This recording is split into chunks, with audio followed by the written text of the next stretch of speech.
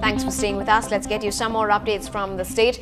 The September 9th execution of the three men convicted for the 1991 assassination of former Prime Minister Rajiv Gandhi has not gone down too well with different sections here in the state. But the TNCC President KV Thangabalu has reiterated his support to the death sentence issued to these three convicts, saying that it was what the TNCC had always rallied for. Parties which are trying to belittle our beloved leader Rajiv Gandhi's murder, and they are trying to save the culprits who are convicted by the court of law. We, the Tamil Nadu Congress, wants the law of the land should take its own place, and the law of the land should be implemented fully.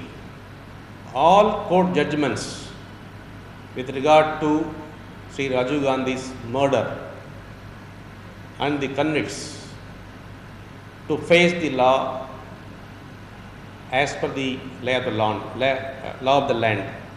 Law should take its own course, and nobody is above the law, and everybody should follow the law, and every government, both at the center and state, should implement the law. On to some international news now. Forecasters say Hurricane Irene's sustained force winds have slammed into the North Carolina coast. In fact, the National Hurricane Center in Miami said sustained winds of 80 miles per hour were recorded near Jacksonville. Winds gusted as much as 94 miles per hour at the leading edge of the enormous Category 1 storm.